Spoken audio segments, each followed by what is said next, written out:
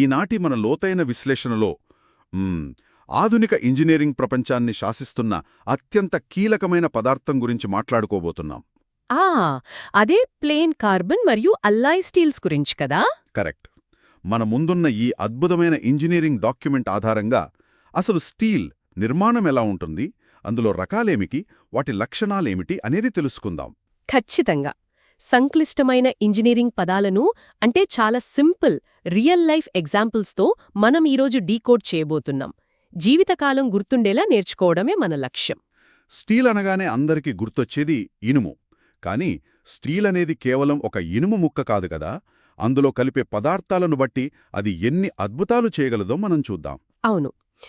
అసలు స్టీల్ అంటే ఏమిటి అనే బేసిక్ పాయింట్తో మొదలు పెడదాం. చాలా సింపుల్గా చెప్పాలంటే ఇనుము అంటే ఐరన్ మరియు కార్బన్ల కలయికే స్టీల్. ఒక రకంగా చెప్పాలంటే ఇది అచ్చం వంట చేయడం లాంటిది. వంట అంటే ఎలా?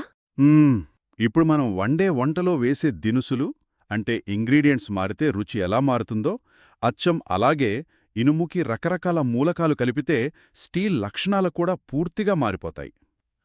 చాలా మంచి కంపారిజన్. నిజమే. కార్బన్ శాతం మారే కొద్దీ స్టీల్ కాఠిన్యం అంటే దాని బలం అలాగే అరుగుదలను తట్టుకునే శక్తి పూర్తిగా మారిపోతాయి. ఇన్ని రకాలుగా మారుతుంది కాబట్టే స్టీల్ మనకు రకరకాల రూపాల్లో దొరుకుతుంది. అవును. మన రోజువారీ జీవితంలో చూస్తే సముద్రాల్లో ప్రయాణించే పడవలకు వాడే ప్లేట్లు, కార్ల బాడీలకు వాడే షీట్లు, భవన నిర్మాణంలో వాడే బార్లు, ఎలక్ట్రిక్ కేబుల్స్లో వాడే వైర్లు, నీటి పైపుల కోసం ట్యూబ్సు, ఇలా ప్రతీచోట స్టీల్దే రాజ్యం. సరే, దీన్ని వివరంగా చూద్దాం. ఈ ప్లెయిన్ కార్బన్ స్టీల్ అంటే ఏమిటి, అందులో మళ్ళీ వర్గీకరణ ఏంటి అనేది అర్థం చేసుకుందాం. ప్లెయిన్ కార్బన్ స్టీల్ అంటే అందులో కార్బన్ శాతం కేవలం 2% కన్నా తక్కువ ఉంటుంది.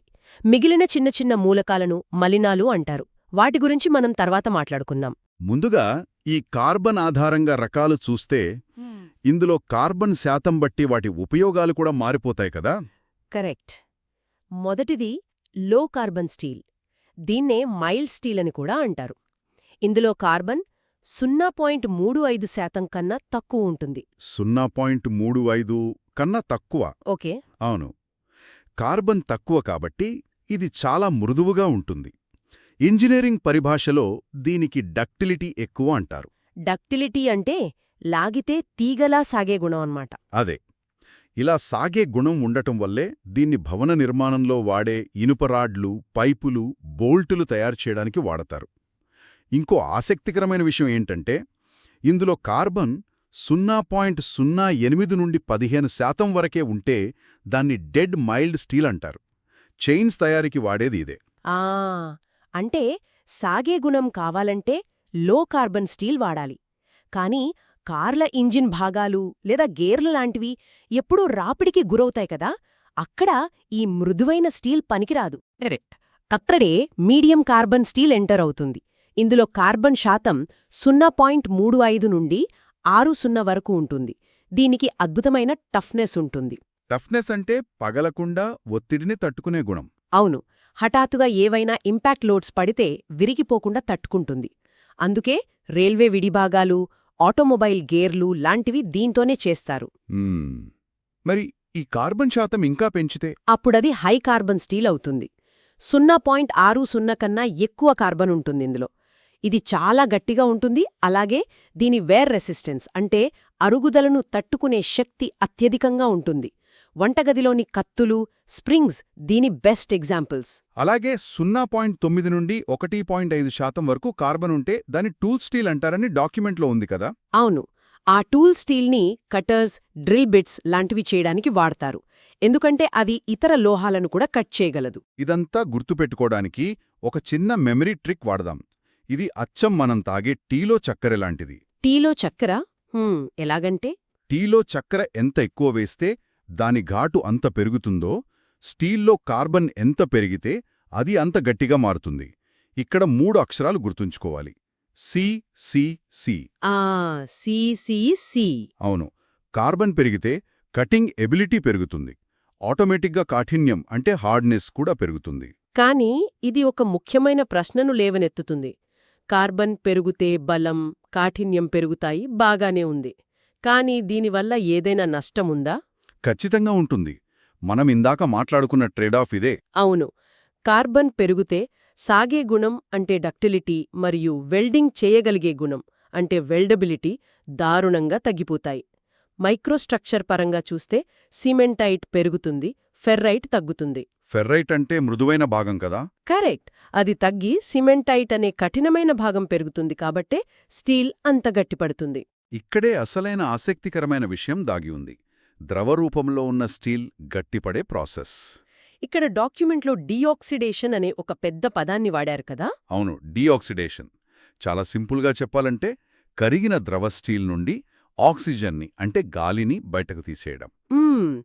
ఎందుకు తీసేయాలి? గాలి ఉంటే ఏమవుతుంది? ద్రవ స్టీల్ చాలా వేడిగా ఉన్నప్పుడు అందులో ఆక్సిజన్ సులభంగా కలిసిపోతుంది. స్టీల్ చల్లబడుతున్నప్పుడు ఆ ఆక్సిజన్ కార్బన్తో కలిసి కార్బన్ మోనాక్సైడ్ వాయువును తయారుచేస్తుంది. ఆ వాయువు బయటకు వెళ్లేలోపే స్టీల్ గట్టిపడిపోతే ఏమవుతుంది? లోపల చిన్న చిన్న గాలి బుడగలు ఉండిపోతాయి. వీటినే బ్లోహోల్స్ అంటారనమాట. లోపల గానిబుడగలుంటే స్టీల్ ఈజీగా విరిగిపోతుంది కదా. కరెక్ట్. అందుకే వాటిని నివారించడానికి డీఆక్సిడేషన్ చేస్తారు. ఆక్సిజన్ని ఎంత తీసేశాము అనే దాన్ని బట్టి ఇక్కడ 3 రకాల స్టీల్స్ ఉంటాయి. వాటిని సులభంగా గుర్తుంచుకోవడానికి కేఎస్ఆర్ రూల్ అనే ఒక ట్రిక్ వాడదాం. కేఎస్ఆర్ రూల్ బావుంది. కే అంటే కిల్డ్ స్టీల్. పూర్తిగా ఆక్సిజన్ని చంపేసిన లేదా 100% ట్రీట్ చేయబడిన స్టీల్. ఇందులో గాలిబుడగలు అస్సలు ఉండవు. ఇది అత్యంత నాణ్యమైనది. ఇందులో కార్బన్ 0.25% కన్నా ఎక్కువుంటుంది. ఓకే, మరి ఎస్ అంటే సెమీకిల్డ్ స్టీల్ కదా. అవును, పేర్లోనే ఉంది కదా సెమీ అని. అంటే సగం లేదా పాక్షికంగా మాత్రమే ఆక్సిజన్ తీసేసినది. ఇందులో కొన్ని గాలిబుడగలు ఉంటాయి. ఇందులో కార్బన్ 0.15 నుండి 25% వరకు ఉంటుంది. సాధారణ అవసరాలకు ఇది సరిపోతుంది. కే మరియు ఎస్ అర్థమయ్యాయి. మరి ఆర్ అంటే ఏంటి? ఆర్ అంటే రింబ్ స్టీల్. ఇది సరిగ్గా ఆక్సిజన్ తీసేయని స్టీల్. ఇందులో లోపల కోర్ భాగమంతా బ్లోహోల్స్తో నిండిపోయి ఉంటుంది. కార్బన్ శాతం 0.15 కన్నా తక్కువ ఉంటుంది. లోపల గాలి బుడగలుంటే అది పనికిరాని స్టీల్ అవ్వాలి కదా. దాని ఎందుకు వాడతారు? అక్కడే ఇంజనీరింగ్ మ్యాజిక్ ఉంది. లోపల గాలి బుడగలున్నా కూడా బయటి ఉపరితలం అంటే రిమ్ భాగం చాలా స్వచ్ఛమైన ఇనుముతో ఒక మందపాటి పొరలా ఏర్పడుతుంది. దీనివల్ల సర్ఫేస్ ఫినిషింగ్ అద్భుతంగా వస్తుంది. అంటే కార్ల బాడీలు లాంటివి ఎక్కడ పగలకుండా షీట్ మెటల్ వర్క్ చేయడానికి దీన్ని వాడతారన్నమాట. ఒక లోపాన్ని అడ్వాంటేజ్గా మార్చుకున్నారన్నమాట. ఖచ్చితంగా అదే జరిగింది.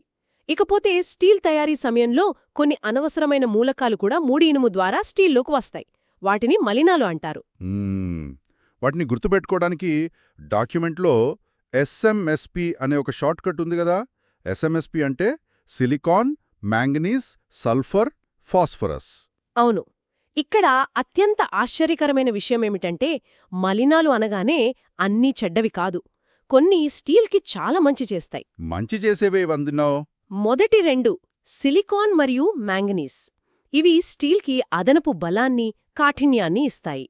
సిలికాన్ బలాన్ని పెంచితే మ్యాంగనీస్ ఒక రక్షకుడిగా పనిచేస్తుంది. రక్షకుడిగా? ఎవరినుంచి రక్షిస్తుంది? ఎస్ఎంఎస్పిలో మూడోదుంది చూసారా, సల్ఫర్. దాన్నించి. సల్ఫర్ అనేది స్టీల్కి చాలా హానికరమైనది. అది స్టీల్కి బ్రిటిల్నెస్ని ఇస్తుంది. అంటే సులభంగా విరిగిపోయే లేదా పెలుసైన గుణాన్ని ఇస్తుంది. దీన్నే డాక్యుమెంట్లో హాట్ షార్ట్నెస్ అన్నారు కదా. కరెక్ట్. స్టీల్ వేడిగా ఉన్నప్పుడు ఈ సల్ఫర్ వల్ల అది ముక్కలుగా చీలిపోతుంది. ఆ పరిస్థితి రాకుండా ఈ మ్యాంగనీస్ సల్ఫర్తో కలిసి ఒక కవచంలా ఏర్పడి స్టీల్ని కాపాడుతుంది. అద్భుతం. మరి ఆఖరిది ఫాస్ఫరస్. అదేం చేస్తుంది? సల్ఫర్ వేడిగా ఉన్నప్పుడు సమస్య తెస్తే, ఫాస్ఫరస్ చల్లగా ఉన్నప్పుడు సమస్య తెస్తుంది. దీన్నే కోల్డ్ షార్ట్నెస్ అంటారు. చల్లని ఉష్ణోగ్రత వద్ద స్టీల్ గాజులాగా పెళుసుగా మారి విరిగిపోయేగా చేస్తుంది ఈ ఫాస్ఫరస్. అందుకే ఈ సల్ఫర్ ఫాస్ఫరస్లను చాలా జాగ్రత్తగా నియంత్రించాలి. అంటే దీని అర్థమేమిటి? ప్లెయిన్ కార్బన్ స్టీల్లో కార్బన్ని మార్చి మలినాలను కంట్రోల్ చేసి మనమనుకున్న లక్షణాలు సాధించవచ్చు. కానీ స్టీల్ సామర్థ్యం ఇంతటితో ఆగిపోతుందా? అస్సలు ఆగదు. ప్లెయిన్ కార్బన్ స్టీల్తో ఒక సమస్య ఉంది.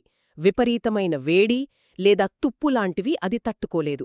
దాన్ని మరింత పవర్ఫుల్ చెయ్యడానికి ఇంజనీర్లు అలాయ్ స్టీల్స్ని కనిపెట్టారు. అలాయ్ స్టీల్ అంటే ఇనుము, కార్బన్తో పాటు వేరే లోహాలను కూడా కలపడం కదా? కరెక్ట్. క్రోమియం, నికెల్, మాలిబ్డినం లాంటి ఇతర లోహాలను కలపడం ద్వారా అలాయ్ స్టీల్స్ తయారవుతాయి. ఇవి స్టీల్కి సూపర్ పవర్స్ ఇస్తాయి. ఉదాహరణకు క్రోమియం కలిపితే ఏమవుతుంది? దీన్ని మనం ఒక పెద్ద కోణంలో చూస్తే మన వంటగదిలోని పాత్రలు ఏళ్ల తరబడి తుప్పు పట్టకుండా ఎందుకుంటున్నాయి? స్టెయిన్లెస్ స్టీల్ వాడడం వల్లే కదా. అవును, ఆ స్టెయిన్లెస్ స్టీల్లో ఉండే మ్యాజిక్ ఎలిమెంట్ ఈ క్రోమియమే. ఇది స్టీల్ మీద ఒక అదృశ్య పొరలా ఏర్పడి తుప్పు పట్టకుండా కాపాడుతుంది. బేరింగ్స్ తయారీలో కూడా ఇదే వాడతారు. అలాగే విమానాల భాగాలు అంటే ఏరోస్పేస్లో నికెల్ స్టీల్ ఎందుకు వాడతారో కూడా డాక్యుమెంట్లు ఉంది కదా. అవును, విమానాలు ఎత్తులో ఎగురుతున్నప్పుడు మైనస్ ఉష్ణోగ్రతలు ఉంటాయి. అక్కడ స్టీల్ పెళుసుగా మారకుండా అద్భుతమైన టఫ్నెస్ని ఇవ్వడానికి నికెల్ సహాయపడుతుంది. ఫటీగ్ రెసిస్టెన్స్ మరియు క్రీప్ రెసిస్టెన్స్ అనే రెండు కొత్త శక్తుల గురించి కూడా ప్రస్తావించారు కదా. కరెక్ట్. నిరంతరంగా వేడికి గురైతే లోహం సాగిపోవడాన్ని క్రీప్ అంటారు. మాలిబ్డినం లాంటివి కలపడం వల్ల స్టీల్కి క్రీప్ రెసిస్టెన్స్ వస్తుంది. అలాగే పదే పదే ఒత్తిడికి గురై పగుళ్లు రాకుండా ఫెటీగ్ రెసిస్టెన్స్ కూడా ఈ అలాయ్స్ వల్లే వస్తుంది. సూపర్బ్. ఒకసారి మనం మాట్లాడుకున్న కీ పాయింట్స్ అన్ని రివైజ్ చేసుకుంటే, కార్బన్ పెరిగితే బలం పెరుగుతుంది కానీ సాగే గుణం తగ్గుతుంది. ఇదే మన కార్బన్ రూల్. డీఆక్సిడేషన్ కోసం మనం కేఎస్ఆర్ రూల్ అంటే కిల్డ్ సెమీకిల్డ్ రిమ్డ్ స్టీల్ గురించి తెలుసుకున్నాం. అలాగే మలినాల కోసం ఎస్ఎంఎస్పి రూల్ నేర్చుకున్నాం. అవును, అల్లాయ్ స్టీల్స్ గురించి కూడా తెలుసుకున్నాం. కార్బన్ మరియు కొన్ని ఇతర మూలకాలను కలపడం ద్వారానే స్టీల్ ఈ స్థాయిలో మన ప్రపంచాన్ని నిర్మించగలిగింది కదా. నిజమే. ఇదే నన్ను ఒక ఆసక్తికరమైన ప్రశ్న అడిగేలా చేస్తోంది. కేవలం మనకు తెలిసిన కొన్ని మూలకాలతోనే స్టీల్ ఇలా అద్భుతాలు చేస్తే, భవిష్యత్తులో మనం ఇంకా కనుగొనని ఏ కొత్త మూలకాలను స్టీల్తో కలిపి సముద్రగర్భంలో నగరాలను నిర్మించడానికి లేదా సుదూర అంతరిక్ష ప్రయాణాలు చేయడానికి సరిపోయే అల్టిమేట్ సూపర్ మెటీరియల్ని ఎవరైనా కనిపెట్టగలరేమో కదా. వావ్! అది నిజంగా ఆలోచించాల్సిన విషయమే. ఆవిష్కరణకు హద్దులు లేవు. బహుశా ఆ తదుపరి ఆవిష్కరణ ఈ విశ్లేషణ వింటున్న ఒకరి ఆలోచనలోనే అప్పుడే పుట్టుకొచ్చుండొచ్చు. ఈ అద్భుతమైన ఆలోచనతో ఈనాటి మన ఇంజనీరింగ్ విశ్లేషణను ముగిద్దాం. మళ్ళీ మరో ఆసక్తికరమైన అంశంతో కలుద్దాం.